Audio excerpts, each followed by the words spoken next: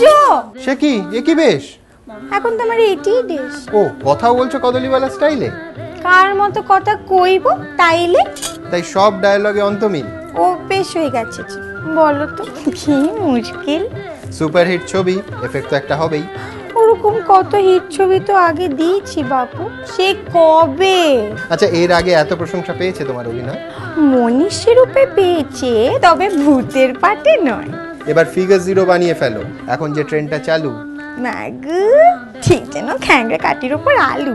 আচ্ছা, র্যামসে সাহেবের কাছে কেমন শেখা চলছে ইংরাজি? লাল মুখ নেই, সেটার মতলব ভালো না, ভারী পাজি। আচ্ছা, খাজা খাঁ আর ভূতনাথের মধ্যে কাকে তোমার পছন্দ? আমি তো দুটোকেই রাখি বসে, তেমনি করে গালমন্দ। আচ্ছা, এবার বলো তোমার মতে আজ কার হবে জিত? আমার বই সেরা বায়োস্কোপ, আমারই সেরা বাঙালি পাওয়া উচিত। এই, এটা একটু বাড়াবাড়ি হয়ে গেল নাকি? এত বড় অপমান! আমি আর এখানে তাকি? আমার নাম কদলিবালা দাসী, লোকে আমায় বলতো মরতে এসে গেছি। আর বলো না, এত লেট হয়ে গেছে না। হ্যাঁ কি মানে তুমি? হ্যাঁ আমি। আরে জ্যাম এত, তোমার কি হয়েছে? আরে চলো, তো লেট হয়ে গেছে, কলকাতার ট্রাফিক। তাড়াতাড়ি এসো সুমন।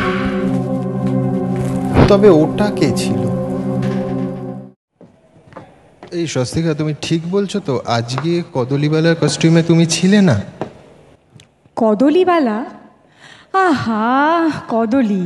আমি তো ভেবেছিলাম আমি আজকে ওর গেটআপেই আসবো, কিন্তু সময় হলো না তো। তুমি এই প্রোগ্রামে আসার আগে কদলির বেশে আমাকে কোথায় দেখলে বলো তো? জাগে জাগে সেই রহস্যের পরে সমাধান হবে। আপাতত অনুষ্ঠানটা তো শুরু করি। নমস্কার, শুভ সন্ধ্যা। সায়েন্স সিটি অডিটোরিয়ামে আপনাদের সবাইকে স্বাগত। শুরু করছি স্টার আনন্দের বিশেষ অনুষ্ঠান সেরা বাঙালি 2012। আপনারা দেখছেন স্টার আনন্দ, আপনাদের সঙ্গে আমি সুমন আর সুমনের সঙ্গে আমি স্বস্তিকা। প্রতি বছরের মতন এবছরেও আমি সুমনের সঙ্গে সেরা সব বাঙালির সম্মানের মঞ্চে। একেবারেই বাংলার 1 নম্বর নিউজ চ্যানেলের কুর্নিশ সেরা বাঙালিদের, সেই মানুষদের যারা শুধু বাঙালিদের মধ্যে সেরা এমনটা নন, বিশ্বের যে কোনো নিরিখে তারা শ্রেষ্ঠ। ঘটনাচক্রে আমাদের সবাইকে গর্বিত করে তারা বাঙালি। বাংলাকে যারা বিশ্বের দরবারে তুলে ধরেছেন, নানান দেশে বাংলার প্রতিনিধিত্ব করছেন, এই সময় দাঁড়িয়ে তাদেরকে সম্মান জানাবেন স্টার আনন্দ। এবং স্টার আনন্দর সেরা বাঙালি সম্মান তাদের কাছে ঘরের মানুষের স্বীকৃতি। দেখো, সম্মান বা স্বীকৃতি তো তারা কম পাননি, কিন্তু বঙ্গ সন্তান হিসেবে স্বীকৃতি পাওয়া বোধহয় কোথাও একটা আন্তরিকতার ছোঁয়া বহন করে, একটা মাটির টান বহন করে। গত 7 বছর সেই ট্র্যাডিশন সমানে চলছে। দেখুন,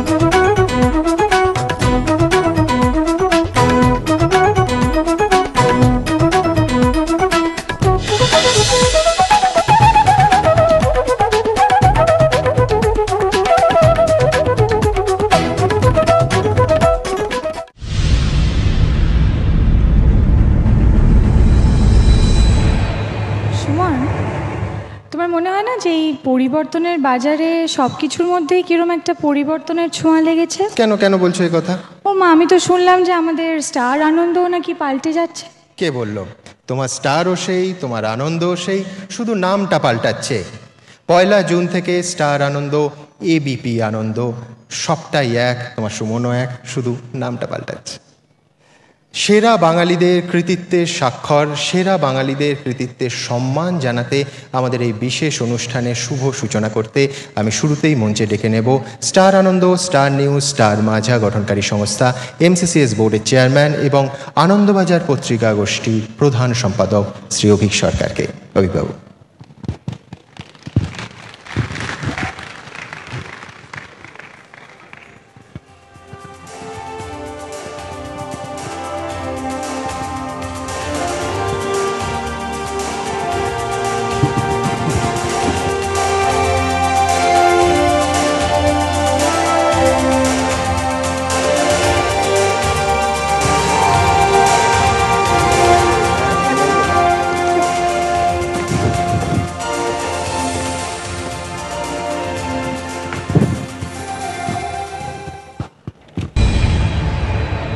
অভিনয় ক্ষেত্রের সেরা বাঙালি 2012 শাশ্বত চট্টোপাধ্যায়কে মঞ্চে ডেকে নেব, আর তার হাতে এই সম্মান তুলে দিতে মঞ্চে ডেকে নেব বাংলা ফিল্ম ইন্ডাস্ট্রির বিক্রম সিংহ, প্রসেনজিৎ চট্টোপাধ্যায়কে, এবং অবশ্যই গত কয়েক মাস ধরে কলকাতার মঞ্চ কাঁপানো নটির পুজোর নায়িকা অর্পিতাকে।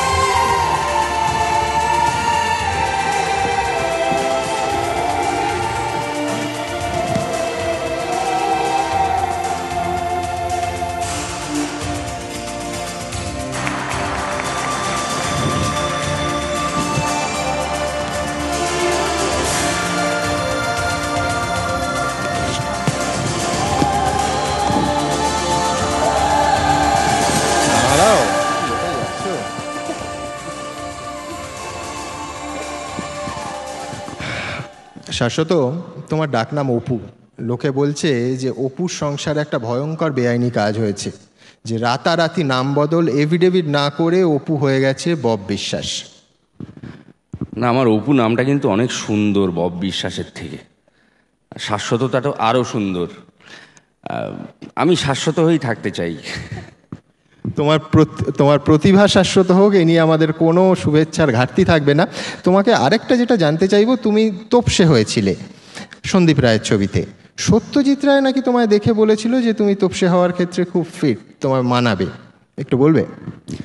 হ্যাঁ, আসলে রবি জেঠুর এক বন্ধু ছিলেন, রবি ঘোষের একজন বন্ধু ছিলেন, ডায়া জেঠু বলতাম আমরা। ওনার ছেলের বিয়েতে প্যারিস হলে তা মানি জেঠু খাচ্ছিলেন, জেঠিমা পাশে বসেছিলেন।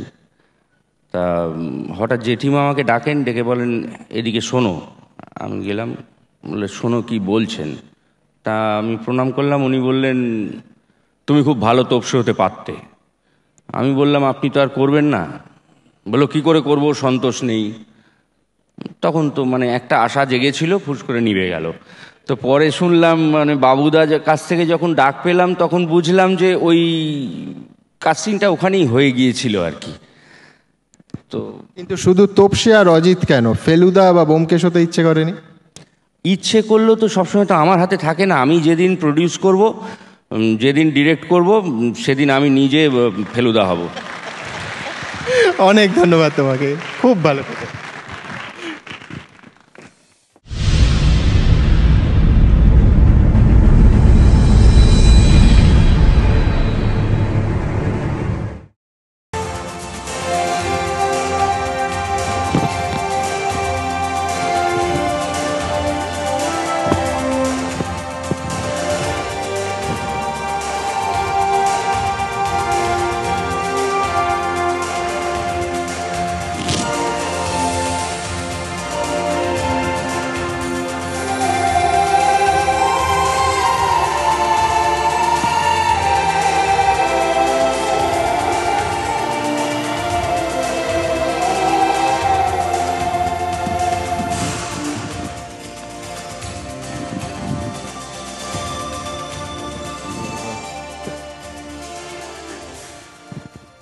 সৃজিত, একটু আগেই ফেলুদা আর ব্যোমকেশের কথা হচ্ছে। ফেলুদা তো অনেক দিন ধরে আমাদের সঙ্গে আছেন, ব্যোমকেশকে অঞ্জনদা ফিরিয়ে এনেছে। সন্তু কাকাবাবু ফিরছেন তোমার হাত ধরে। কিছুদিন আগে রেকি করে ইজিপ্ট থেকে ঘুরে এলে, বোধহয় 3-4 দিনের বেশি হয়নি। কত দূর এগোচ্ছে সন্তু কাকাবাবুর কাজ? অনেকটাই এগোচ্ছে অ্যাকচুয়ালি। হেমলক সোসাইটির পোস্ট প্রোডাকশনের সঙ্গে কাকাবাবুর প্রি প্রোডাকশনটা চলছে। সো ইজিপ্টে একটা অদ্ভুত অভিজ্ঞতা হলো গিয়ে। যেদিকে তাকাচ্ছে সেখানেই লোকেশন। আর তার মধ্যে একটাই একটু প্রবলেম যেটা দেখলাম, যে এখনও একদম নর্মাল হয়নি, মানে রাজনৈতিক আবহাওয়া কিন্তু অনেকটাই হয়ে গেছে। সো ওনারা বললেন যে বাই দ্য টাইম আমরা যে শিডিউলটা করেছি যেই সময়, সব ঠিক হয়ে যাবে। সো সেই আশা নিয়েই বসে আছি, শিডিউল নিয়ে বসে আছি। একজনের ডেটস নিয়ে এখন একটু কথাবার্তা চলছে। বলেই দাও, সৃজিতের কাকাবাবু প্রসেনজিৎ চট্টোপাধ্যায়, বুম্বাদা। তো বুম্বাদা ডেটস দিলেই বাকিটা একদম তত্তরই এগিয়ে যাবে। সো সেটার জন্যই ওয়েট করছি। মানে তুমি কি এটা বলতে চাইছো যে ইজিপ্টের ফ্লাইটের টিকিট পাওয়া বুম্বাদার ডেটস পাওয়া থেকে সহজ? অনেক। সৃজিত, তোমার নাকি রক্তে থ্রিলার ছোটবেলাতেই এমন একটা কাণ্ড করেছিলে যে বাড়িতে একেবারে পুলিশ টুলিশ চলে এসেছিল? না, সেটা ইচ্ছাকৃতভাবে নয়। অ্যাকচুয়ালি ঘটনাটা হয়েছিল মানে ধোসা দিয়ে শুরু হয়েছিল আর কি, মশালা ধোসা। আমি খুব খেতে ভালোবাসতাম, এখনও বাসি। ব্যাঙ্গালোরে থাকাকালীন খুব খেয়েওছি। তো একবার আমি খেতে চেয়েছিলাম, আমার খেতে দেওয়া হচ্ছিল না। জেদের বসে আমি রাগ করে খাটের তলায় ঢুকে বসেছিলাম, এবার বসে ঘুমিয়ে পড়েছিলাম। তারপর আমাকে পাওয়া যাচ্ছে না সারা বাড়িতে। তখন মা বাবা একটু চিন্তিত হয়ে পুলিশ টুলিশে প্রায় খবর দিতে যাচ্ছিলেন, যখন আমি আবিষ্কৃত হই নিচে ঘুমোচ্ছি এই অবস্থায়। সো হ্যাঁ, খানিকটা থ্রিলার বলা যেতে পারে, কিন্তু শুরুটা হয়েছিল ওই পাকস্থলীর জায়গা থেকে খাওয়া দাওয়া। যাক, বাঙালি দর্শকদের তোমায় খুঁজে পেতে কিন্তু অত পরিশ্রম করতে হয়নি। অনেক অনেক ধন্যবাদ সুজি, ভালো থেকো।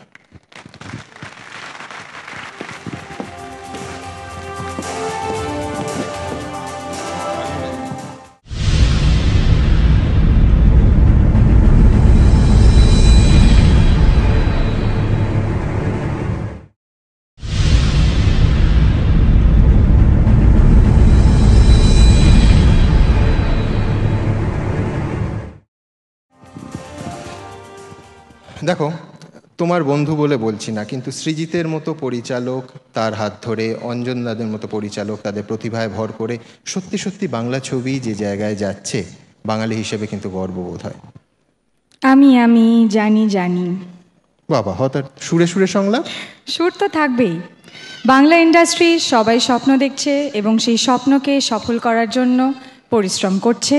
এই সাফল্য যেন কেড়ে নিতে দেব না। আচ্ছা আচ্ছা, এই মুহূর্তে তোমায় যদি বলি, এই যার গান থেকে লাইনগুলো কোট করলে, তিনি আমাদের সঙ্গীত জগতের এবছরের সেরা বাঙালি সম্মান পাচ্ছেন। অনুপম।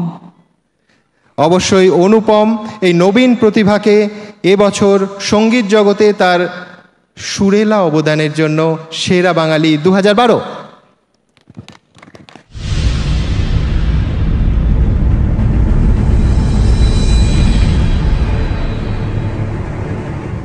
একবার বল, নেই তোর কেউ নেই, কেউ নেই। না, কেউ বলেননি তার কেউ নেই, কারণ সকলেরই মনে আছেন তিনি, অনুপম রায়। অটোগ্রাফের চূড়ান্ত সাফল্যের পর 22শে শ্রাবণে ফের অনুপমের চমক। বাঙালিদের হৃদয়ের একেবারে গভীরে ঠাঁই করে নিলেন অনুপম।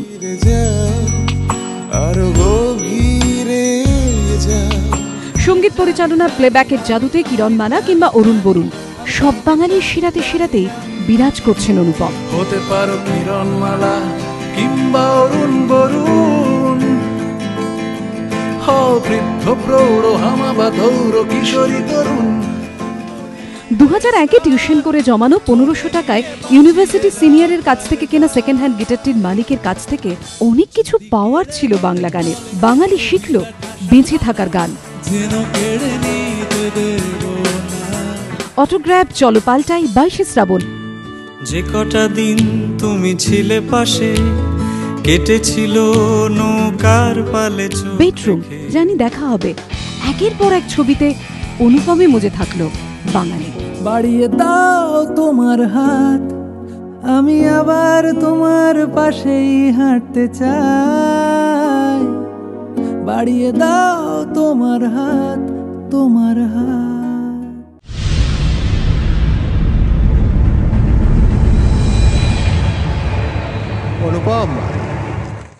অনুপম, আমাকে আমার মতো থাকতে দাও বলে আর লুকিয়ে থাকলে চলবে না, এবার তো মঞ্চে ওঠার সময়।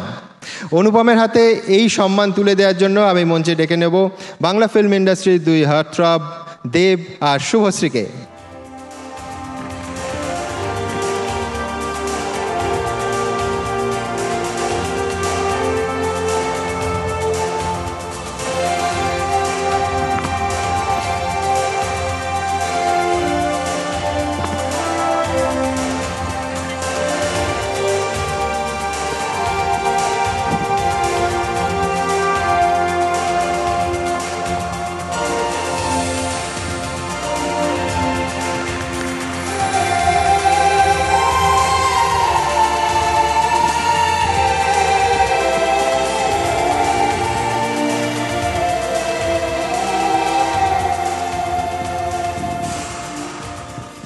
অনুপম, দুষ্টু লোকেরা বলে যে বাঙালিদের সঙ্গে কাঁকড়াদের খুব একটা মিল আছে। কেউ একজন সামান্য সাফল্য পেলেও সবাই মিলে উঠে পড়ে লাগে তাকে কি করে নিচে নামানো যায়। দুষ্টু লোকেরা তারা তোমার 1 বছরের কাজ দেখে বলছে যে অনুপমের কলেজ লাইফে বাঁধা গানের আর সুর দেয়া গানের একটা খাতা আছে, সেই খাতা থেকে একটার পর একটা হিট দিয়ে যাচ্ছে, যেই খাতাটা ফুরিয়ে যাবে অনুপমের সঙ্গীত কেরিয়ার সেখানেই শেষ। এটা কারা বলছে আমি জানতে চাই আর কি, কারণ কলেজ লাইফে যে গানগুলো লিখতাম সেগুলো অত্যন্ত খারাপ, যা হয় অপরিণত হাতে যা গান বেরোয় আর কি, এবং সেই গানগুলো আমি ডিজাউন করি। আমি পরবর্তীতে যে গানগুলো লিখছি সেগুলোই গান, এবং আগামী দিনে যেগুলো লিখবো সেটাই গান। বাঙালির আরেকটা গুণ আছে, বাঙালির টেরিফিক বাথরুম সিঙ্গার। বাথরুমে যদি তোমার গান গাইতে ইচ্ছা হয়, নিজের গান গাও না অন্য কারোর গান গাও? বাথরুমে প্রধানত আমি অন্যর গান গাওয়াই পছন্দ করি, আর যে গানগুলো আমি সাহস করে অন্য কোথাও গাইতে পারি না যাতে লোকে আওয়াজ না দেয়, সেই গানগুলো আমি বাথরুমে গেয়ে রাখি। অনেক অনেক ধন্যবাদ তোমায়, খুব ভালো থেকো।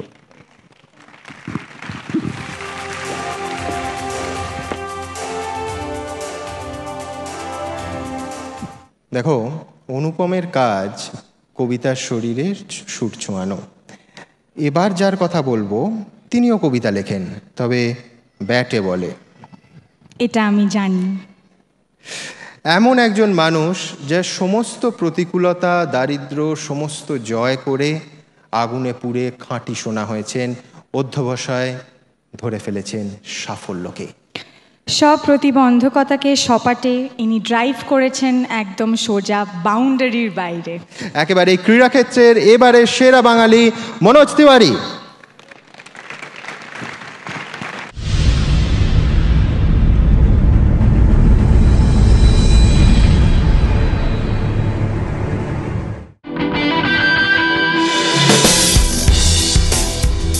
পদবিটা অবাঙালি হতে পারে, কিন্তু ক্রিকেট শুরু বাংলাতে।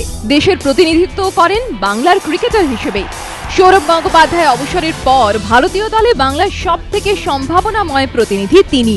তাই মনোজ বাঙালি হবেন না তো কে হবে? তখন বাংলার হয়ে খেলছেন ভারতীয় দলে জায়গা পাকা করার জন্য। গুরুত্বপূর্ণ ম্যাচ, বড় রান করতেই হবে লড়াইয়ে টিকে থাকতে, পরিবারের মুখে হাসি ফোটাতে। নিম্নবিত্ত পরিবার থেকে উঠে আসা ছেলেটার চোখ মাঝে মধ্যেই জলে ভরে যেত ব্যাটিং করার সময়। হেলমেটের তলায় জলে ভেজা চোখটাকে কখনো বোলারদের দেখতে দেয়নি মনোজ। 2006-2007 মৌসুমে প্রথম শ্রেণী ক্রিকেটে 99.50 গড় সহ 796 রান মনোজকে জায়গা করে দেয় ভারতীয় দলে। ভাগ্য সঙ্গে থাকেনি, অভিষেক ম্যাচের আগেই কাঁধের চোট দল থেকে ছিটকে দেয় মনোজকে। 2008 সালে অস্ট্রেলিয়ায় অভিষেক। 15 ঘন্টা বিমান যাত্রায় ক্লান্ত মনোজকে ব্রিসবেনে খেলতে হয়েছিল কয়েক ঘন্টার নোটিসে। এরপর 3 বছরের অপেক্ষা। ফিরে এসে গত বছর চেন্নাইয়ে ওয়েস্ট ইন্ডিজের বিরুদ্ধে একদিনের ম্যাচে মনোজ খেললেন অপরাজিত 104 রানের ইনিংস। 8 বছর পর একদিনের আন্তর্জাতিক ক্রিকেটে 100 রান করলেন বাংলার কোন ক্রিকেটার। গত বছর প্রথম শ্রেণী ক্রিকেটে মনোজ করে ফেলেছেন 4টি 100 রান, সঙ্গে সর্বোচ্চ 267 রানের ইনিংস। প্রথম শ্রেণী ক্রিকেটে 61 রানের উপরে গড় থাকা মিডল অর্ডার ব্যাটসম্যানের আইডল সচিন তেন্ডুলকর। ভালো লাগে কেভিন পিটারসনকেও। টিম ইন্ডিয়া টেস্ট দলে জায়গা করে নিতেই এবার লড়াই বাংলার মিডল অর্ডার ব্যাটসম্যানের।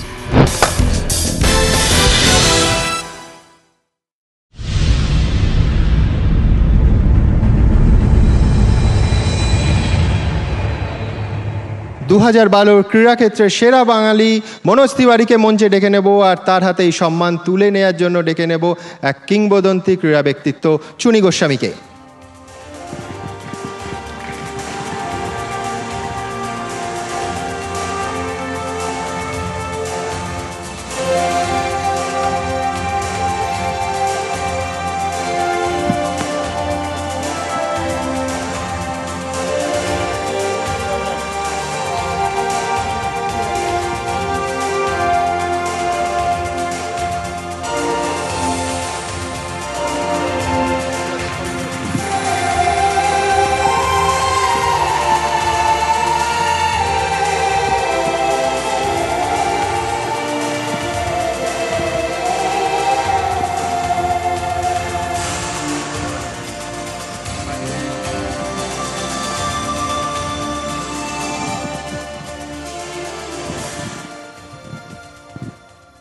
মনোজ, যারা তোমায় চেনেন তারা বলতেন একসময় তুমি বাংলা ক্রিকেটের অ্যাংরি ইয়াং ম্যান। আজকাল তুমি একেবারে ক্রিকেটার কুল হয়ে গেছো। তো সবাই জানতে চায় যে কিভাবে, কোন ম্যাজিকে তুমি তোমার রাগটাকে একেবারে ভ্যানিশ করে, ওহো আমাদের রাজ্যে ভ্যানিশ বলা যায় না, রাগটাকে একেবারে উধাও করে দিয়েছো। দেখো, আগে হ্যাঁ এটা ঠিকই কি আগে অনেক অ্যাংরি কমেন্ট করে দিতাম in the news as well, কিন্তু যখন নিজেকে রিয়েলাইজ করলাম কি করতে হবে বাড়িতে বসে, তারপরে ভাবলাম আমার কাজ হচ্ছে খেলা, যা জবাব দিতে হবে আমাকে ব্যাটে দিতে হবে। তো সেটাই করছি এখন। আর যেমনি আমাকে গাইড করার জন্য সৌরভ গাঙ্গুলি আছেন, সচিন টেন্ডুলকার আছেন, আমি ওদের সঙ্গে কথা বলে দেখেছি। তো ওরা একটাই কথা বলে, যা কিছু হয় তুই ব্যাটেই রান করে আর জবাব দিতে হয়। সৌরভের কথা তুমি বললে, সৌরভ গাঙ্গুলি তোমার কত বড় শত্রু? এই জন্য জিজ্ঞেস করছি না যে তুমি KKR-এ খেলছো, সৌরভ পুনায় খেলছে, না না, আমি এই জন্য জিজ্ঞেস করছি যে বাঙালির তো একটা তুলনা করার অভ্যেস আছে। তুমি যতই ভালো খেলো বাঙালি জিজ্ঞেস করবে, আচ্ছা মনোজ সৌরভের জায়গাটায় পৌঁছতে পারবে তো?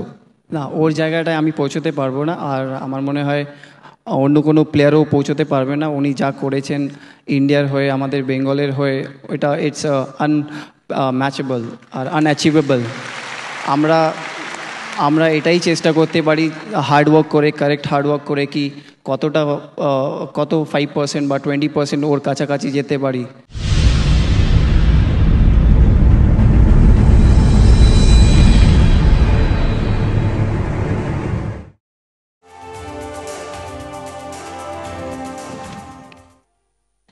পরিচালনা, অভিনয়, গান হলো।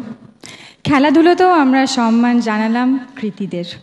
এবার সেরা বাঙালির সম্মান যাবে কার কাছে? দেখো, এমন একজনের কাছে যিনি সাংবাদিকতা ছেড়ে আরেকটা বৃহত্তর সংগ্রামে ঝাঁপিয়ে পড়েছেন।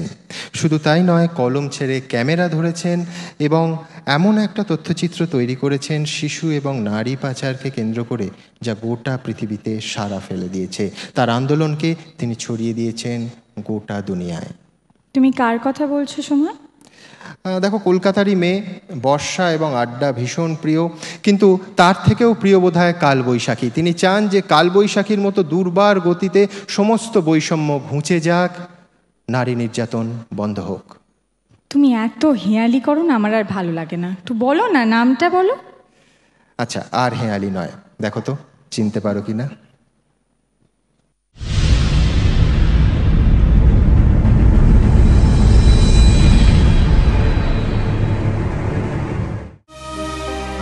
কলকাতায় জন্ম, বেড়ে ওঠা, পড়াশোনা। লোরেটোর প্রাক্তনের স্বপ্ন ছিল সাংবাদিক হওয়া। দ্য টেলিগ্রাফে কাজ শুরু। সাংবাদিকতার কাজেই পাড়ি দিয়েছিলেন নেপাল। প্রত্যন্ত এলাকায় গিয়ে দেখেন গ্রামের পর গ্রামে 15 থেকে 40 বছর বয়সী কোনো মহিলাই নেই। কয়েক হাজার টাকার বিনিময়ে দেশের বিভিন্ন নিষিদ্ধ পল্লী তাদের ঠিকানা।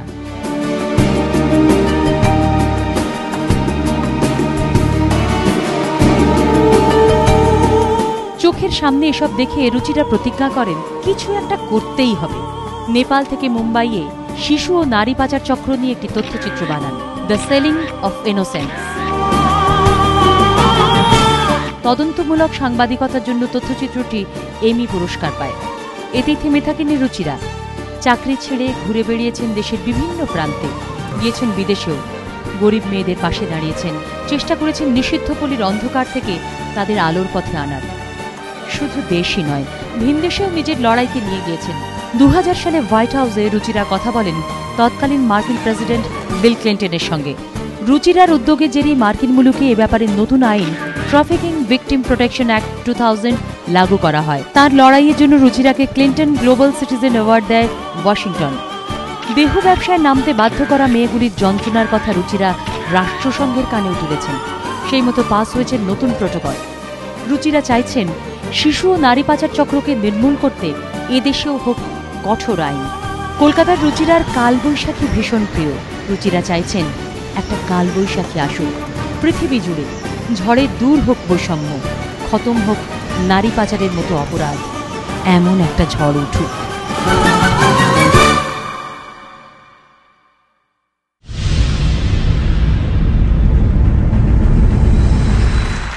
পাবলিক লাইফ বিভাগে সেরা বাঙালি 2012 রুচিরা গুপ্তকে মঞ্চে ডাকে নেব এবং তার হাতে এই সম্মান তুলে দিতে এমন একজনকে ডাকবো যাদের নিয়েই রুচিরার কাজ, ফতেমা নাথ ধুনিয়া।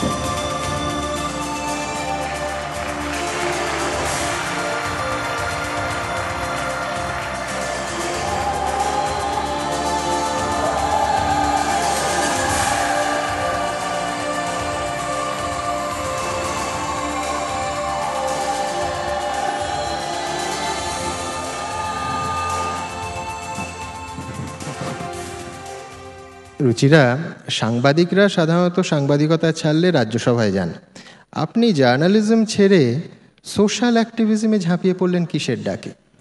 আমি গান্ধীজি থেকে ইন্সপায়ার হয়েছিলাম। গান্ধীজি যতক্ষণ আমি ছোট ছিলাম সবসময় বাড়িতে গান্ধীজিরই কথা হতো। আজকে আমার বাবা বসে আছেন, উনি এখনও খাদি পরেন। আর সবসময় আমরা ভাবতাম যে যখন চেঞ্জ হবে রাজ্যসভা থেকে হবে না, জমি থেকে হবে। এই জন্যে আমি ছেড়ে দিয়েছি সাংবাদিকা, জমিতে চলে গেলাম। অনেক ধন্যবাদ।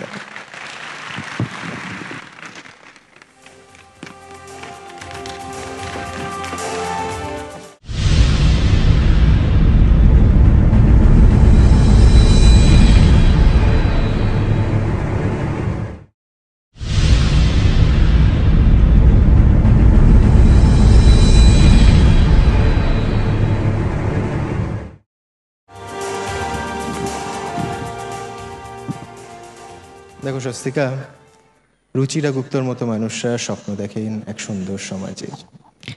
সমাজ তখনই সুন্দর হয় যখন সুন্দর হয় মানুষগুলো। সেই সুন্দর মানুষগুলোকে যারা গড়েন তাদের শতকোটি প্রণাম। একটা গল্প শুনবে? উফ, আবার তুমি এখন এই মঞ্চে দাঁড়িয়ে আমাকে গল্পও শোনাবে? হ্যাঁ, শোনোই না। এমন এক মানুষের গল্প যার জন্ম মুর্শিদাবাদের এক প্রত্যন্ত গ্রামে, তারপর কলকাতায় পড়াশুনো, স্বীকৃতি বিদেশের মাটিতে, তারপর ঘরে ফেরার প্রবল টান। তিনি ঘরে ফিরলেন এবং ঘরের মানুষের জন্য কাজ শুরু করলেন। বুঝেছি, তুমি একজন কৃতি বাঙালির কথা বলছো তো? নামটা কি আমরা সকলে জানতে পারি? একেবারেই, আমি কথা বলছি সুশান্ত দত্তগুপ্তর কথা, শিক্ষাক্ষেত্রে সেরা বাঙালি 2012।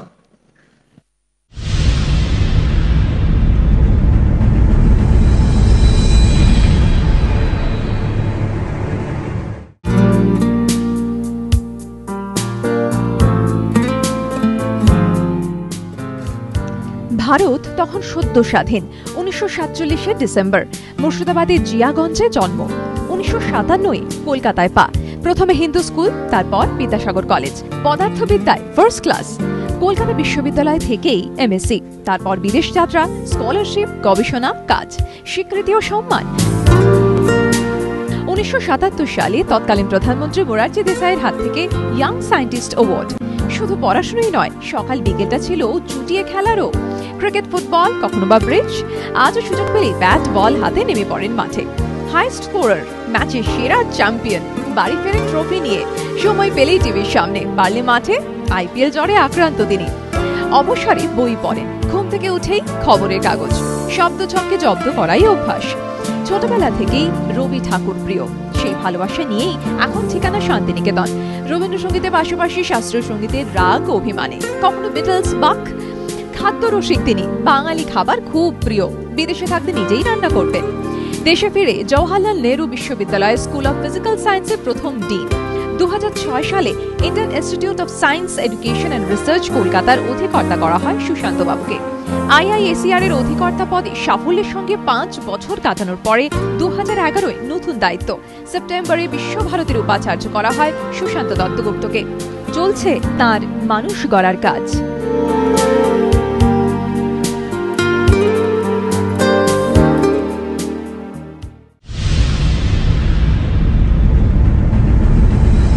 শিক্ষাক্ষেত্রে সেরা বাঙালি 2012 সুশান্ত দত্তগুপ্তকে মঞ্চে আহ্বান জানাবো, আর তার হাতে এই সম্মান তুলে নিতে মঞ্চে ডেকে নেব কলকাতা বিশ্ববিদ্যালয়ের উপাচার্য সুরঞ্জন দাসকে।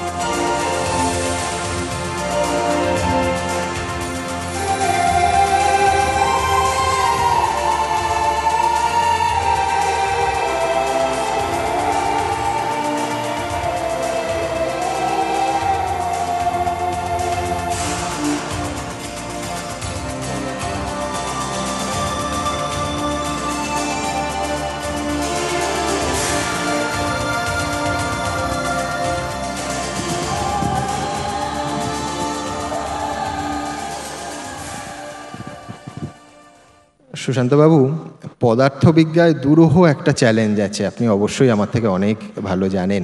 অ্যালবার্ট আইনস্টাইনের থিওরি অফ রিলেটিভিটির সঙ্গে কোয়ান্টাম মেকানিক্সের সমন্বয় ঘটানো। অনেকে বলেন শিক্ষাক্ষেত্রে তার থেকেও কঠিন একটা সমস্যা আছে, সেটা হচ্ছে বিশ্বভারতী চালানো। 5 থেকে 10 কিলোমিটারের মধ্যে এত রাজনীতি নাকি হয় যে ভারতবর্ষের সংসদে বা রাজ্যের বিধানসভাগুলোতেও হয় না। অম্লান দত্ত অবধি বিপাকে পড়েছিলেন, তো আপনি জেনে শুনেই বিষ পান করলেন কেন? আমার মনে হয় যে বিশ্বভারতীর রাজনীতির যে কথাটা বলছেন সেটা সব জায়গায় যেরকম রাজনীতি প্রায় সেরকমই, তবে জায়গাটা একটু ছোট গণ্ডির মধ্যে হয়ে গেছে।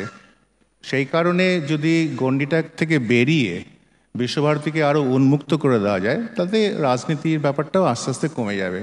আসলে বেশিরভাগ ওখানকার ছাত্র, মাস্টারমশাই এবং স্টাফেদের লোকেরা ওরা চান কিন্তু পড়াশোনাটা নির্বিঘ্নে চলুক, কাজকর্ম হোক, গবেষণার কাজ হোক।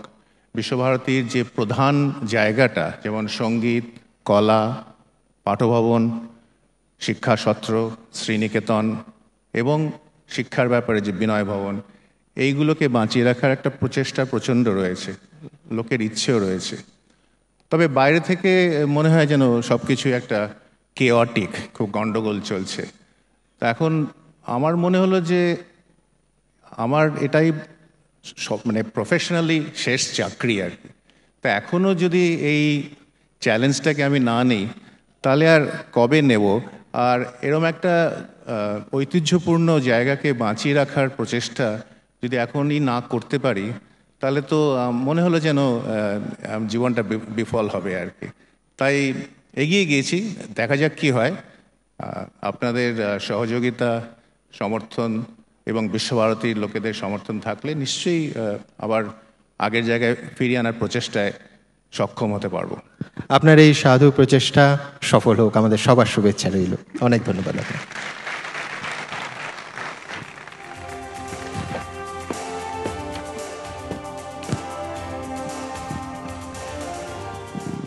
আচ্ছা স্বস্তিকা, অ্যামিগডেলা ব্যাপারটা জানো? অ্যামিগডেলা আবার তুমি এই সব কথা কইছো? দেখো বাপু, আমি তোমাকে অনেকবার বলেছি এইসব শক্ত শক্ত প্রশ্ন আমাকে করো না, আমি উত্তর দিতে পারবো না বাবা। আচ্ছা কদলীবালা, এবার একেবারে সহজ প্রশ্ন, মাধ্যমিকে জীবন বিজ্ঞানে কত পেয়েছিলে? আমার মনে নেই। এই স্বস্তিকা, কবে প্রথমবার প্রেমে পড়েছিলে?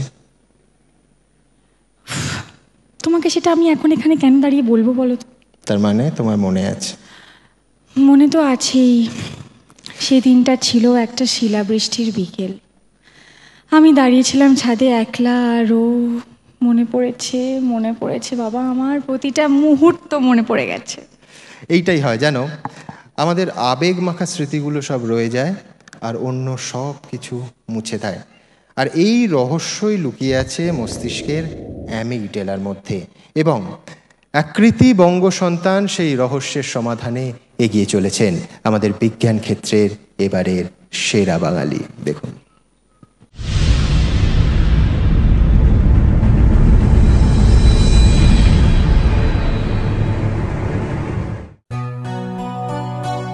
দশম শ্রেণীর টেস্ট, জীবনবিজ্ঞানে 13, ডাহা ফেল।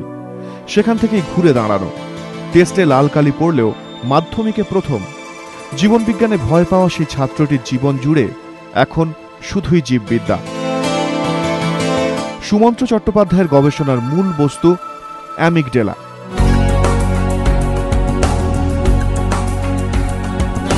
কিছু ঘটনা, মুহূর্ত, কথা আমরা ভুলেও ভুলি না। প্রথমবার পাহাড় আঁকা, প্রথমবার বন্ধুরা মিলে ঠাকুর দেখা, বৃষ্টির রাতে মায়ের শেষ কাজ সেরে সারা রাত বালিশ চেপে কাঁদা, আবেগ মাখা এই সব কিছুই চিরদিন মনে থেকে যায়। অথচ সেই একই মন প্রতিদিন ভুলে যায় ঠিক সময় ওষুধটা খেতে, ঠিক সময় রান্নার গ্যাসটা বুক করতে। কেন এরকম হয়? কেন স্মৃতির এই দ্বিচারিতা? মানসিক চাপ, হতাশা, অসুস্থতার জেরে আবেগের কেন্দ্রবিন্দু মস্তিষ্কের এই অ্যামিগডেলায় কিভাবে ভাবাবেগ ভারসাম্য হারায় তারই ব্যাখ্যা করেছেন সুমন্ত্রবাবু। বেঙ্গালুরুর ন্যাশনাল সেন্টার ফর বায়োলজিক্যাল সায়েন্সে গবেষণায় ব্যস্ত। অবসর পেলেই ভারতীয় শাস্ত্রীয় সঙ্গীতের সুরে ভেসে যাওয়া, আর ইতিহাসের বইয়ের পাতায় শত সহস্র বছর প্রাচীন অলিগলিতে ঘুরে বেড়ানো। মন অবশ্য পড়ে থাকে শান্তিনিকেতনে। শান্তিনিকেতনের পাঠভবনেই পড়াশোনা। ভেবেছিলেন ছবি এঁকেই জীবনটা কাটিয়ে দেবেন, কিন্তু জীবন ছবি আঁকা হলো অন্যভাবে। জীববিদ্যাতে মজলেন, ডুব দিলেন গবেষণায়। কানপুর আইআইটিতে পড়াশোনার পাঠ চুকিয়ে ইয়েল, এমআইটিতে গবেষণা, মেডিসিনে নোবেল পাওয়া টোনে গাওয়ার সঙ্গে গবেষণা করার অভিজ্ঞতা। ফুলে ফেললেন স্মৃতি রহস্যের চর। সুমন্ত্রবাবু বুঝিয়েছেন কেন দিন দিন মানুষ অসহিষ্ণু হয়ে উঠছেন। অল্পেতে রেগে যাওয়ার প্রবণতা বাড়ছে, বাড়ছে অকারণ ভীতি, ভারসাম্য হারাচ্ছে ভাবাবেগ। সুমন্ত্র চট্টোপাধ্যায় পথ দেখিয়েছেন ওষুধের মাধ্যমে অটিজমের হাত থেকে কিভাবে মুক্তি পাওয়া যায়।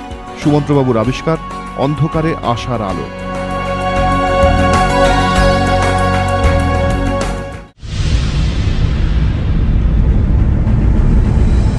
বিজ্ঞান ক্ষেত্রে সেরা বাঙালি 2012 সুমন্ত চট্টোপাধ্যায়কে মঞ্চে ডেকে নেব, আর তাকে সম্মান জানানোর জন্য মঞ্চে ডেকে নেব কলকাতা বিশ্ববিদ্যালয়ের পালিত অধ্যাপক অমিতাভ রায়চৌধুরীকে।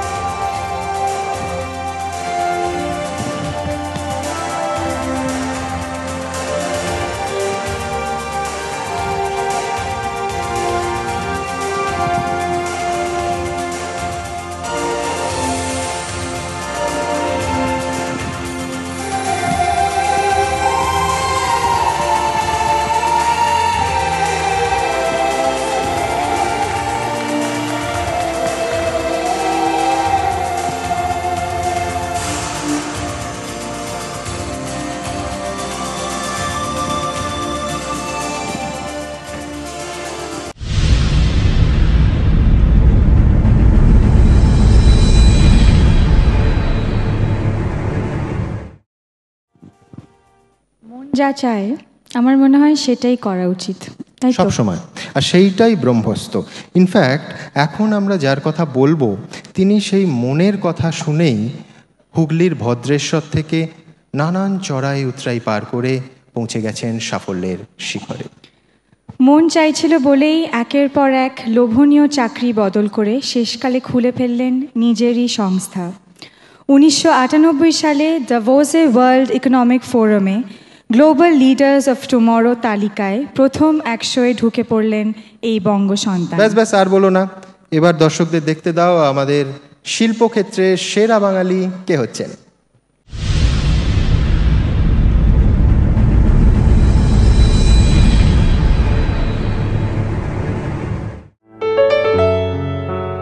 জন্ম হুগলির ভদ্রেশ্বরে। বাবা ছিলেন অ্যাঙ্গাস জুট মিলের প্রোডাকশন সুপারভাইজার, মা শিক্ষিকা। দিন রাত স্বপ্ন দেখা, ভোরবেলা ঘুম থেকে উঠে গঙ্গার পাড়ে গিয়ে দেখা সূর্যোদয়। ডিঙি নিয়ে ভদ্রেশ্বর থেকে ইছাপুর, ইচ্ছে ডানা তখন ইচ্ছে মতো। কখনো সাইকেল চালিয়ে চন্দননগর, বন্ধুরা মিলে সিনেমা, 10 পয়সা সাইকেল ভাড়া দিয়ে কখনো আবার কলকাতা। ক্যালকাটা বয়েজে পড়াশোনা, হস্টেল জীবন। 16-17 বছর বয়সেই দিল্লি, সেন্ট স্টিফেন্স কলেজ। কলেজের গণ্ডি পেরিয়ে IIM আমদাবাদ থেকে MA MBA। প্রথম চাকরিতেই সফল, তারপর চাকরি বদল, আবার সফল। কিন্তু মন বলছিল অন্য কথা। মনের কথা শুনেই খুলে ফেললেন নিজের সংস্থা ফিডব্যাক ইনফ্রা, সঙ্গে কয়েকজন বন্ধু, হাতে 15,000 টাকা। সেখানেও কঠিন লড়াই, হার না মানা জেদ, পিঠ থেকে গিয়েছে দেওয়ালে। সেখান থেকেই ঘুরে দাঁড়িয়েছেন নিজে, ঘুরে দাঁড়াতে সাহায্য করেছেন অন্যকে। দেশের মধ্যে ব্যবসা মূলত উত্তর, পশ্চিম ও দক্ষিণ ভারতে। বর্তমানে সংস্থার কর্মী সংখ্যা প্রায় 1400। কাজ, পরিকল্পনা ও প্রযুক্তি দিয়ে সমৃদ্ধ করা পরিকাঠামো ক্ষেত্রকে। শুধু তাই নয়, মূল্যবান পরামর্শ দেওয়ার জন্য ডাক পড়ে সরকারি বেসরকারি বিভিন্ন ক্ষেত্র থেকেই। 1998 সালে দাভোসে ওয়ার্ল্ড ইকোনমিক ফোরামে গ্লোবাল লিডার্স অফ টুমরোর তালিকায় প্রথম 100 স্থান। কলকাতায় খুব একটা আশা হয় না, আশাবাদী খুব তাড়াতাড়ি ছবিটা পাল্টাবে। পশ্চিমবঙ্গ আবার দেশের মধ্যে প্রথম সারিতে উঠে আসবে। মন তেমনই বলছে, মন বলছে লড়তে হবে, কিছু করতে হবে।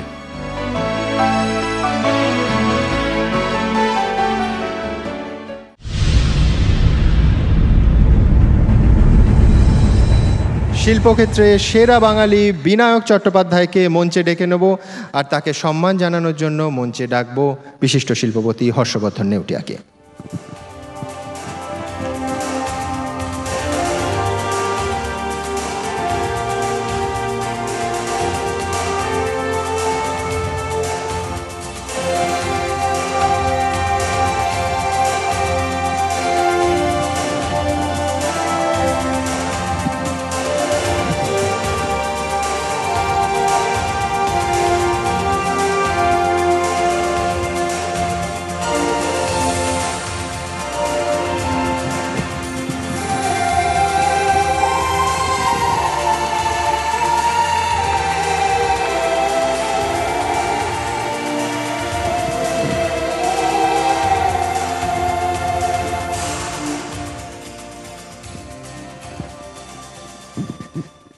বিনায়কবাবু, দুষ্টু লোকেরা বলে যে বাঙালি আর ব্যবসা বিপরীতার্থক শব্দ।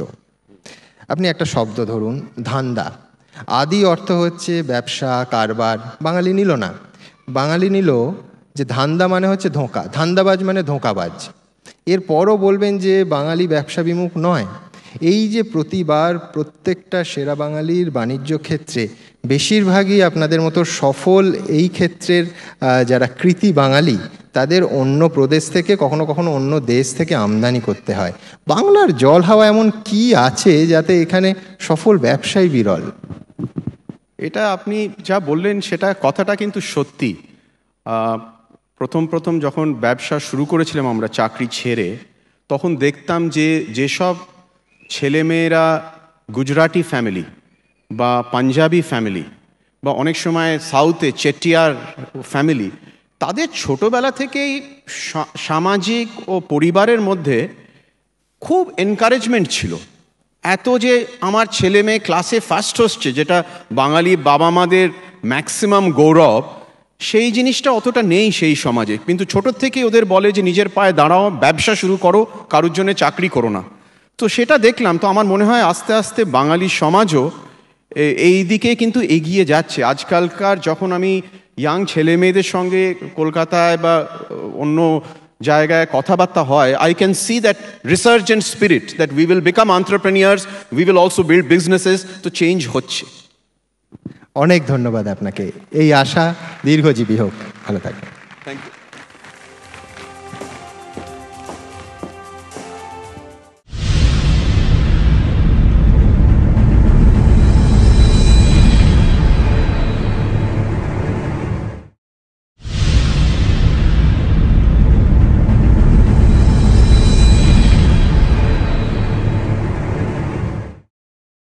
স্বস্তিকা, তুমি তো অভিনয় দিয়ে পর্দায় ছবি আঁকো, সাদা ক্যানভাসে তুলি দিয়ে রং দিয়ে কখনো ছবি ফুটিয়েছো? তোমার কি হয়েছে বলো তো আজকে? খালি খালি ব্যক্তিগত প্রশ্নের বান ছুটছো। না না, সেরা বাঙালির কথাই হচ্ছে। শিল্পের পর এবার আরেক শিল্প, শিল্পকলা। যার কথা বলছো শুনে মনে হচ্ছে তিনি শিল্পের ভাষা পৌঁছে দিয়েছেন বিশ্বের দরবারে। একেবারেই বীরভূমের সিউড়ি থেকে তার যাত্রা শুরু। প্রথম জীবনে এমনকি ধূপকাঠির লেবেলও করতে হয়েছে, আর তারপর দেখুন কি আশ্চর্য এক উড়ান।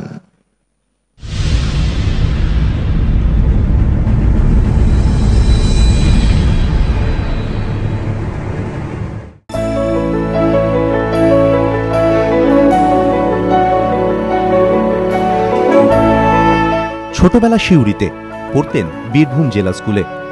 স্কুলেই রং তুলির সঙ্গে বাল্যপ্রেম। অষ্টম শ্রেণীতেই সিদ্ধান্ত বড় হয়ে ছবি আঁকবেন। বাড়ির লোকের অবশ্য প্রবল আপত্তি ছিল, কিছুটা উৎসাহ দিয়েছিলেন মা। স্কুল ফাইনাল দেওয়ার পর সোজা ব্যারাকপুরে মামার বাড়ি, ভর্তি হন গভর্নমেন্ট আর্ট কলেজে। সেটা 1954। শিক্ষক হিসেবে পেলেন গোপাল ঘোষ, রমেন চক্রবর্তী, রথিন মৈত্রদের। আরও উঁচু ক্লাসে পশ্চিমী ঘরানার সঙ্গে পরিচয় হয় সত্যেন ঘোষাল, কিশোরী রায়ের হাত ধরে।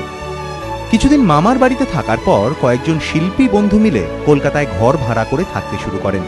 আর্থিক টানাটানি, টাকার জন্য মাঝে মধ্যে কমার্শিয়াল কাজ, ধূপকাঠির লেবেল তৈরি, ছোটখাটো বইয়ের ইলাস্ট্রেশন। সন্ধ্যায় বন্ধুরা মিলে শিয়ালদা স্টেশন, হাতে কাগজ পেন্সিল। শরণার্থীর ঢল তখন আছড়ে পড়ছে শিয়ালদা স্টেশনে। দিনের পর দিন সেখানে ফিগার স্কেচ করেছেন। আর্ট কলেজ থেকে পাশ করে কাজ নিয়ে চলে গেলেন শিলং। বেশি দিন থাকেননি, ফিরে এলেন ছোটবেলার স্কুলে আঁকার শিক্ষক হয়ে। এরপর একে একে কৃষ্ণনগর কলেজের স্কুল, হেয়ার স্কুল, সেখান থেকে গভর্নমেন্ট আর্ট কলেজের শিক্ষক। থিতু হলেন বিশ্বভারতীর কলা ভবনে, লেকচারার ইন গ্রাফিক আর্ট। সেটা 1979। এর আগে 1971-এ জাতীয় পুরস্কার। জীবনের প্রথম দিকে প্রায় 18 বছর শুধু গ্রাফিক আর্ট নিয়েই কাজ, তারপর ঝোঁকেন পেইন্টিংয়ের দিকে। ছোটবেলার সেই প্রেম এখনো অটুট, আঁকার সঙ্গে প্রেম, কল্পনার রঙে জীবনযাপন, রং তুলি, ক্যানভাসের সঙ্গেই সহবাস।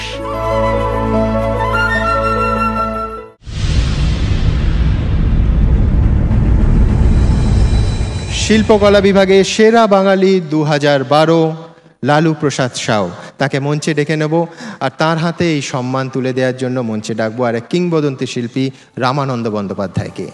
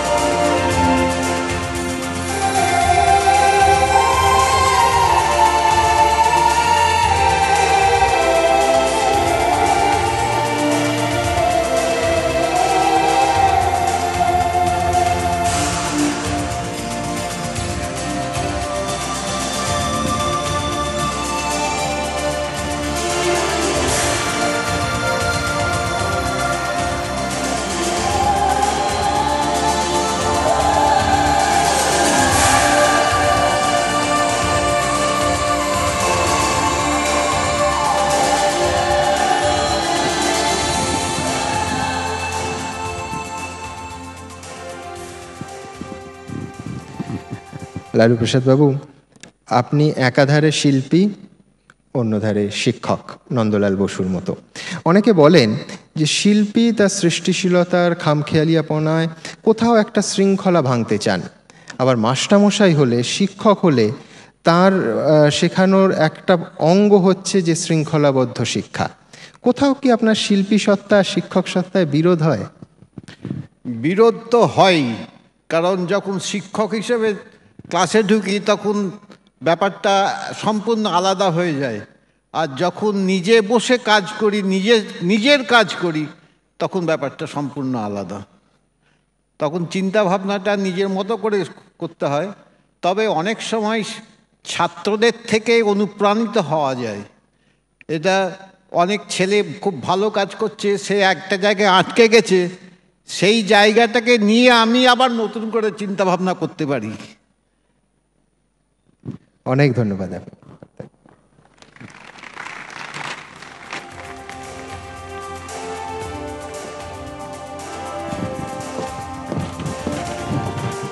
স্বস্তিকা, এতক্ষণ পর্যন্ত যাদের আমরা সম্মান দিলাম প্রত্যেকে এপার বাংলার, কিন্তু আজ আমাদের সঙ্গে ওপার বাংলার একজন সেরা আছেন। বাঙালির এই মঞ্চে একটা চমকও আছে, একজন ওপার বাংলার কৃতি মানুষ।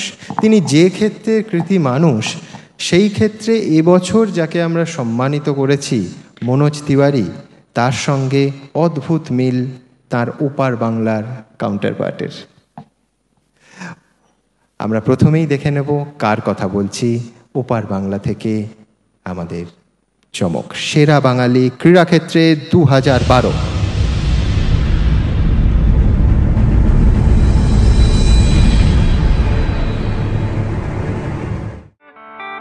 স্বপ্ন দেখেছিলেন সাকিব আল হাসান বাংলাদেশ ক্রিকেটে নবজাগরণ ঘটানোর।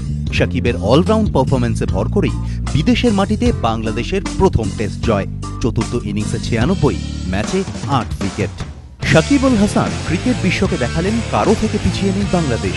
2011 ডিসেম্বরে আইসিসি টেস্ট র্যাঙ্কিংয়ে সেরা অলরাউন্ডারের শিরোপা সাকিবের। 2009 জানুয়ারি থেকে 2011 এপ্রিল টানা 2.5 বছর একদিনের ক্রিকেটে বিশ্বের সেরা অলরাউন্ডারের নাম সাকিব আল হাসান। 2012 এশিয়া কাপে ম্যান অফ দ্য সিরিজ। প্রথম বাংলাদেশি ক্রিকেটার হিসেবে খেলা হয়ে গিয়েছে ইংলিশ কাউন্টি ক্রিকেটও। এবছর এখনো অনেক ক্রিকেট বাকি। নাইট রাইডার্সের সাকিব তাকিয়ে 27 মের দিকে। IPL 5-এর ফাইনাল ওদেরই, তিনি চান ট্রফিটা জিততে।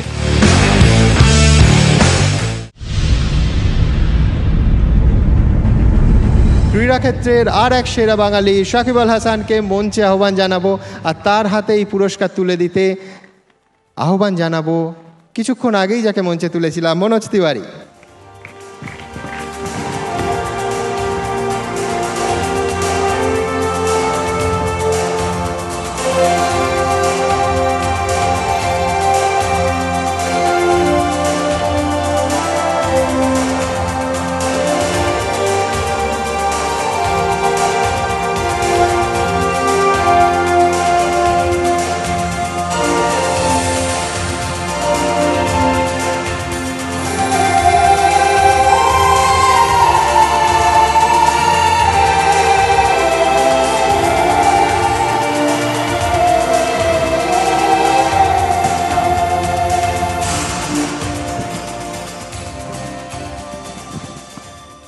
সাকিব আল, আমাদের রাষ্ট্রনায়করা কাঁটাতার দিয়ে সীমান্ত ঘিরে রাখেন, কিন্তু কোথাও কি তোমার মনে হয় যে এই ধরনের IPL-এর মতো টুর্নামেন্ট আসলে সেই সীমান্তের কাঁটাতারের বেড়াটাকেই তুলে দেয়, একই মঞ্চে পাশাপাশি দাঁড় করিয়ে দেয় সাকিব আল আর মনোজকে?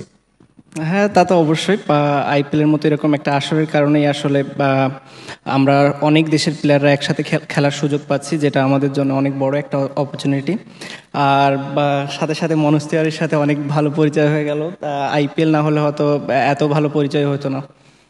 এই তোমার নাকি সুখের শেষ কথা, মানে সব থেকে বেশি খুশি তুমি হও পান্তা আর পদ্মার ইলিশ পেলে? এটা মিস করছি এবছর। পয়লা বৈশাখের সময় যেহেতু আমি কলকাতাতে ছিলাম, তো বাসার পান্তা ইলিশ আর খাওয়া হয় না এবছর। আমি নিশ্চিত এটা শুনে এখানকার ঘরে ঘরে মা মাসিমারা তোমার জন্য পান্তা আর পদ্মার ইলিশ জোগাড় করে রাখবে। খুব ভালো থেকো সাকিব।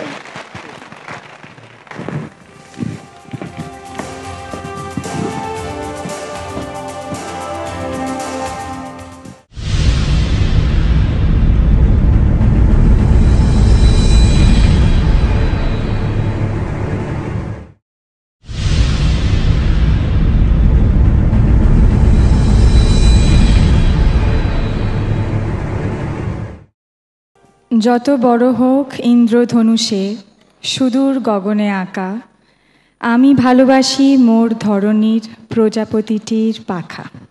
বাবা, হঠাৎ কি হলো কণ্ঠে একেবারে এতগুলো রঙের ছোঁয়া? ওই যে একটু আগে রং তুলি নিয়ে কথা বলছিলে, সেখান থেকে একদম ডিরেক্ট রবি ঠাকুরে চলে গেলাম। তুমি রঙের কথা বলছো, তাহলে আর এক শিল্পীর কথা বলি।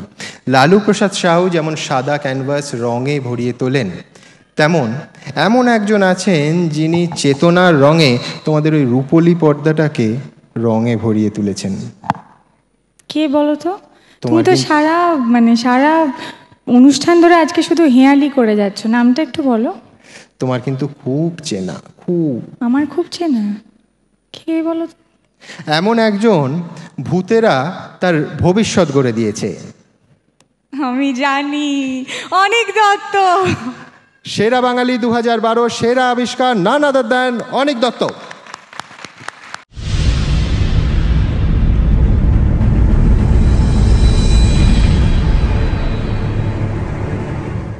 আসুন। অর্থনীতি নিয়ে সেন্ট জেভিয়ার্স কলেজ থেকে পড়াশুনো, ইন্টিগ্রেটেড মার্কেটিং কমিউনিকেশন নিয়ে পোস্ট গ্রাজুয়েট ডিপ্লোমা। আত্মীয় স্বজনরা ভাবলেন এই ছেলে পারিবারিক চা বাগানের ব্যবসাতেই থিতু হবে, কিন্তু না, সব কাজেই ভীষণ খুঁতখুঁতে ছেলেটি নিজের রাস্তাটা অন্যভাবে এঁকে রেখেছিলেন আঁকার খাতায়। নিজের আঁকার খাতা নিয়ে একবার হাজির হয়েছিলেন সত্যজিৎ রায়ের সামনে। সেই সাক্ষাতের পর সত্যজিৎ তাকে খুঁজেছিলেন সোনার কেল্লায় তোপসের চরিত্রের জন্য, কিন্তু আফসোস সেটা সম্ভব হয়ে ওঠেনি।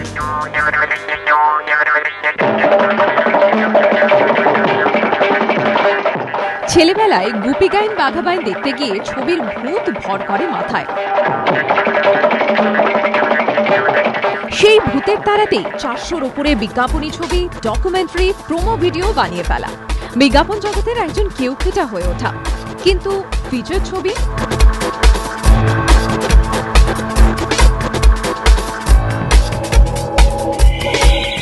প্রখ্যাত চিত্র পরিচালক বিমল রায় সম্পর্কে তার দাদু ছিলেন, তাই ছবির প্রতি টানটা রক্তেই ছিল। প্রযোজকের অপেক্ষায় থেকে হাল ছেড়ে দিয়ে যেদিন সত্যজিৎ রায় ছবির সামনে আর ফিচার না করার সিদ্ধান্তটা নিলেন, তার ঠিক 4 দিন বাদে ভূতের রাজার বরেই হয়তো প্রযোজকের ফোন এলো। সিদ্ধান্ত বদল, ভূতের ভবিষ্যৎ অনিক দত্তের ভবিষ্যতেও নিয়ে এলো নতুন মুখ। বাংলা ছাড়িয়ে মুম্বাই, দিল্লি, বেঙ্গালুরু মজলো ভূতবাজিতে। मचाएंगे खूब बवाली, देखिए जनाबे आली, मचाएंगे खूब बवाली, देखिए जनाबे आली। देवना देवना देवना रे কাট। সেরা বাঙালি 2012 সেরা আবিষ্কার অনিক দত্তকে মঞ্চে ডেকে নেব, আর অনিকের হাতে এই পুরস্কার তুলে দিতে মঞ্চে ডেকে নেব বাংলা ফিল্ম ইন্ডাস্ট্রির উজ্জ্বল নায়ক জিৎ এবং নায়িকা পায়েলকে।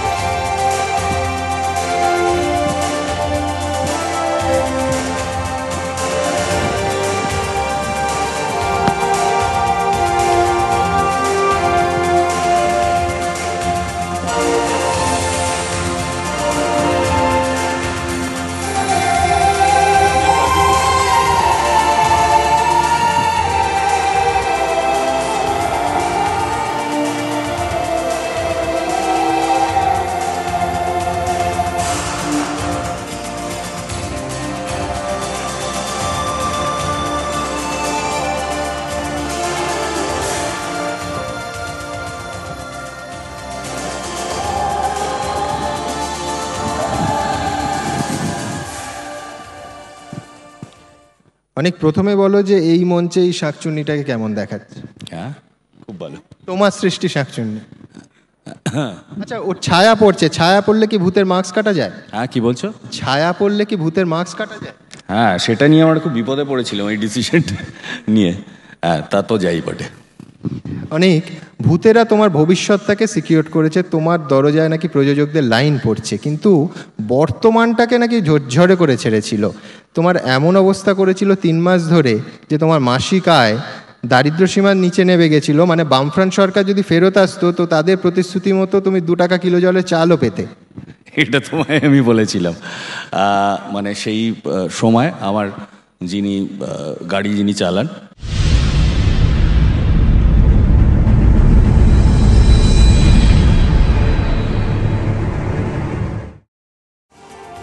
না স্বস্তিকা, আর কোনো হেয়ালি নয়। এবার আমরা যার কথা বলবো, রোম্যান্টিক বাঙালির হৃদয় জুড়ে তিনি ছেয়ে আছেন। হৃদয়ে দেশভাগের ক্ষত নিয়ে, বিভেদের কাঁটাতার পেরিয়ে দিক শূন্যপুরের দিকে তিনি হাঁটতে শিখিয়েছেন বাঙালিকে। আত্মপ্রকাশে আত্মপ্রকাশ, বাকিটা ইতিহাস। স্টার আনন্দ সেরা বাঙালি 2012-এ lifetime achievement award Sunil গঙ্গোপাধ্যায়কে।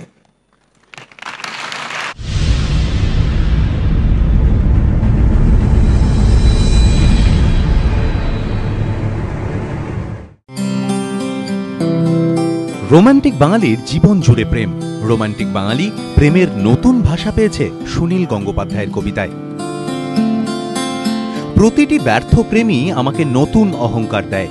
প্রেমে ব্যর্থ হয়ে অহংকারী হতে শিখিয়েছেন সুনীল। শুধু কবিতাই নয়, সাহিত্যের প্রায় সব অলিগলি রাজপথে তাঁর সহজ চলাফেরা। জন্ম ওপার বাংলায়, হৃদয়ে দেশভাগের দাগ। যন্ত্রণাকে বুকে নিয়ে সমস্ত কাঁটাতার পেরিয়ে দিকশূন্যপুরের দিকে হাঁটতে শিখিয়েছেন নীল লোহিত। আত্মপ্রকাশ উপন্যাস লিখে বাংলা সাহিত্য জগতে আত্মপ্রকাশ।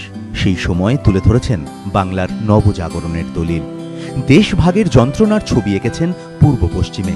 প্রথম আলোয় আলোকিত করেছেন দেশের অনতি অতীত। বাকিটা ইতিহাস। বছরের পর বছর, দশকের পর দশক ধরে লিখে চলেছেন সুনীল। সুনীল অবিরাম, অবিশ্রান্ত, অপ্রতিদ্বন্দ্বী। শৈশব, কৈশোর, যৌবন, বার্ধক্য সুনীলে মজেছে বাঙালি। জন্মদিনের উপহার, বিয়ের 1 বছর, পুজো সংখ্যার আকর্ষণ, বৃষ্টিতে একলা ঘর, রাতে ঘুমানোর আগে বালিশের পাশে। সুনীল সৃষ্টি ঘরে ঘরে গৃহস্থের সম্পদ। কবিতাপ্রিয় বাঙালি আজও নীরার কথা ভেবে মন খারাপ করে। মন খারাপ করা বিকেলে কবি বলেন, শুধু কবিতার জন্য এই জন্ম, কবিতার জন্য অমরত্ব তাচ্ছিল্য।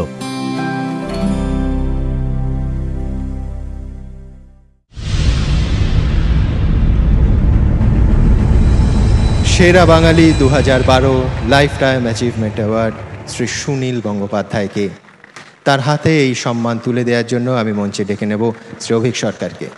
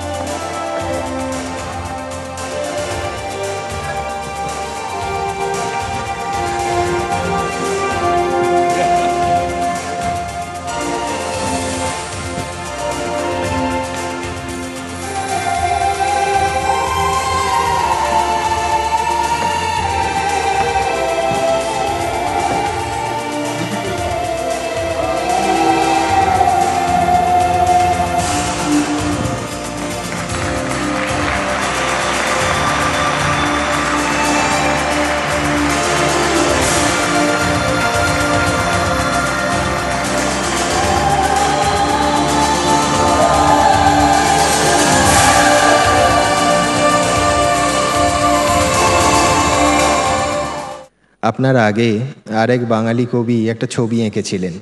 আজই হতে 100 বর্ষ পরে তার কবিতাটি কৌতূহল ভরে কেউ পড়ছেন। সুনীলদা, আপনার সৃষ্টি আজ থেকে 100 বছর পরে কোনো মূল্যায়ন ছবি আপনি আঁকবেন দর্শকদের সামনে? আজ থেকে 100 বছর পরে আমার লেখা কিছু থাকবে কি না? না, থাকবে না। কেউ পড়বে না আমার লেখা। বাংলা তখন কেউ পড়বে কিনা সেটাই তো সন্দেহের ব্যাপার দাঁড়াচ্ছে। এখন বাংলা পড়ার লোকই তো কমে যাচ্ছে। তো যাই হোক, আমি ওই মৃত্যুর পরে কি হবে না হবে তাই নিয়ে কখনোই মাথা ঘামাইনি। এখন যদি কেউ একটা লেখা পড়ে বলে হ্যাঁ চোখে জল এসে গেছে, বাহ, এইটাই, আর কিছু না। সুনীলদা, আপনি বলছেন পড়বে না, আমরা নিশ্চিত জানি যে পড়বে, কিন্তু আমাদের আশঙ্কাটা অন্য জায়গায়। এই 2012-তে দাঁড়িয়ে আমরা দেখছি বিপুল কলেবর লিখেছেন, রবীন্দ্রনাথ তার সাহিত্য সৃষ্টি করেছেন, আপনিও প্রচুর লিখেছেন। এক বাংলা গানের কারিগর বলেছেন সুনীল গাঙ্গুলির দিস্তে দিস্তে লেখা।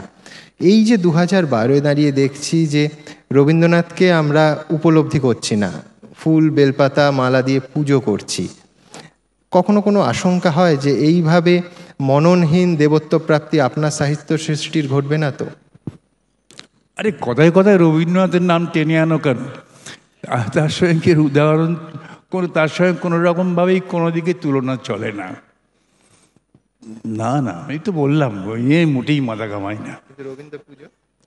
রবীন্দ্র পুজো মানুষ করবে, কারণ অনেকে বলে না যে জগদীশচন্দ্র বসু,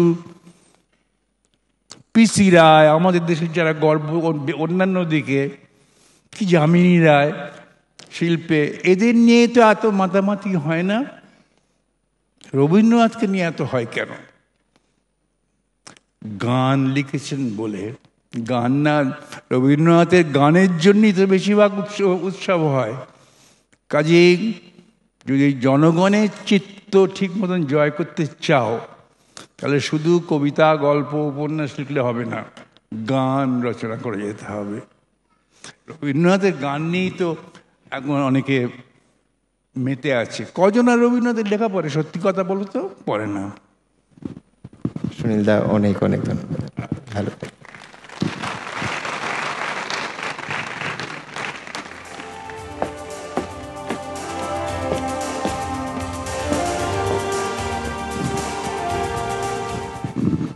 আচ্ছা স্বস্তিকা, যে মানুষরা প্রতিদিন দুবেলা দুমুঠো পেট ভরে খাওয়ার টাকা জোগাড় করতে পারে না, তারা টিভি কেনে কেন? যেসব বাচ্চারা গরিব ঘরে রোজ স্কুলে যায়, তারা পড়াশোনায় তত ভালো হতে পারছে না কেন? শুধু দারিদ্র্যই কি এদেশের সমস্ত সমস্যার মূলে? বেশি সন্তানই কি সেই দারিদ্র্যের কারণ? তুমি আবার এইসব শক্ত শক্ত প্রশ্নগুলো আমাকেই করছো। আমার মনে হয় সারা বিশ্ব দুনিয়ার অর্থনীতিবিদরা এইসব কঠিন প্রশ্নের উত্তর বের করতে হিমশিম খাচ্ছেন। কিন্তু এমন একজন কৃতি বঙ্গসন্তান আছে যার দীপ্ত মননে এই ধরনের প্রশ্নের উত্তর আরও সহজতর হচ্ছে, যার পুয়ার ইকোনমিক্স গোটা বিশ্বে হইচই ফেলে দিয়েছে। আমাদের সেরা সেরা বাঙালি 2012।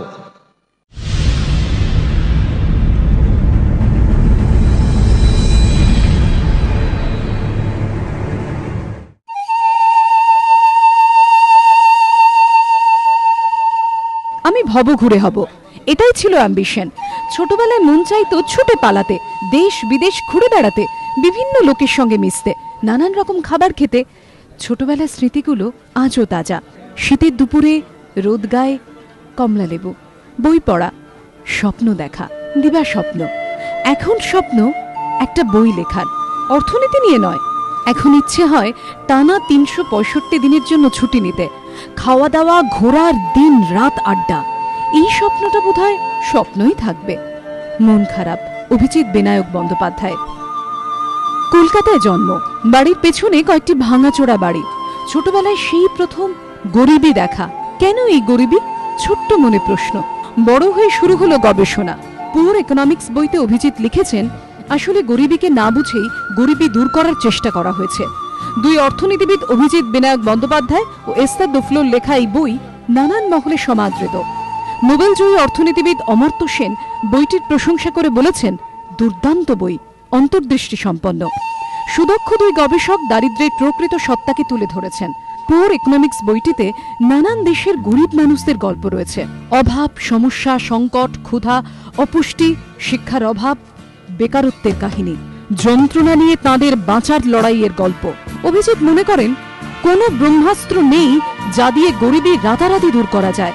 দারিদ্র্য দূর করতে সবার আগে বুঝতে হবে দারিদ্র্যকে, বুঝতে হবে তাঁদের জীবনের নিজস্ব অর্থনীতিকে। সেখান থেকে শিক্ষা নিয়ে এগোতে হবে। সময় লাগবে, আগামীর ইতিহাস করতে সময় তো লাগবেই।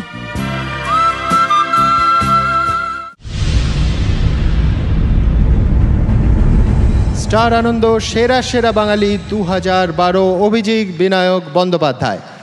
মঞ্চে তাকে আহ্বান করব আর তার হাতে এই সম্মান তুলে নিতে মঞ্চে ডেকে নেব আরেকবার শ্রী অভিক কুমার সরকারকে।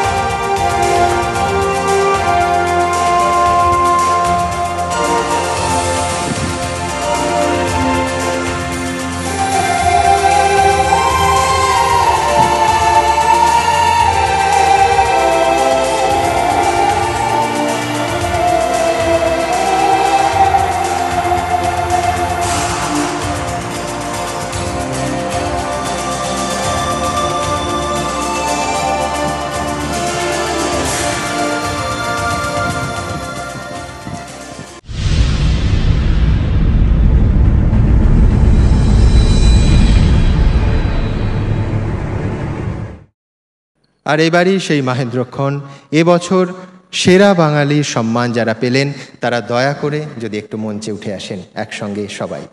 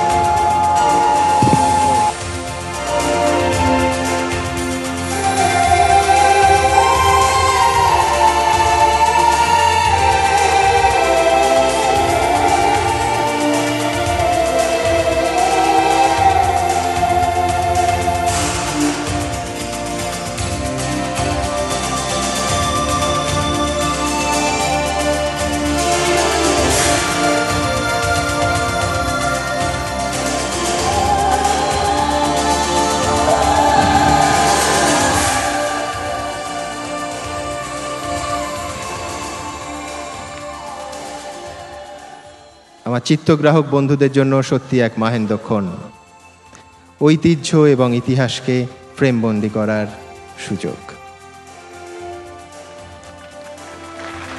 সেরা বাঙালি 2012।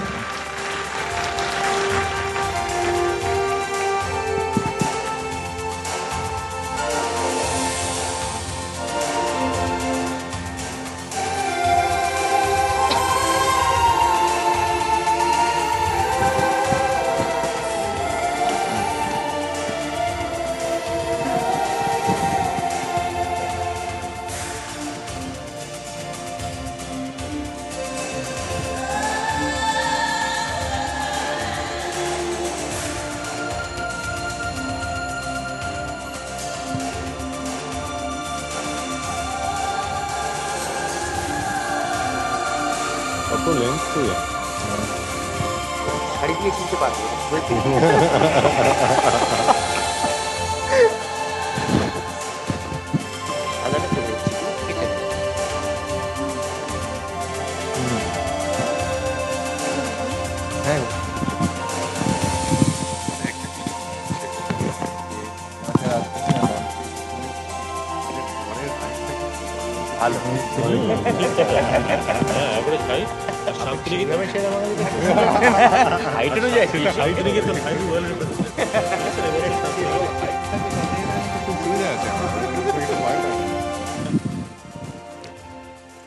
আমাদের আজকের আয়োজন কিন্তু এখানেই শেষ নয়। এরপর আছে নানান রঙে রঙিন এক ঝাঁক বিনোদন। তবে মুখগুলো পাল্টে যাবে। পাল্টাবে না স্টার আনন্দ। আপনার স্টারও সেই, আপনার আনন্দও সেই, শুধু নামটা পাল্টাচ্ছে। 1 জুন থেকে স্টার আনন্দ হয়ে যাচ্ছে এবিপি আনন্দ। সুরের সুধায় জমে যাক আজকের সন্ধে, এবার বিনোদনের পালা। আমাদের আর কোনো কথা নেই, চলো কদলীবালা। ভালো থাকবেন, শুভ সন্ধ্যা।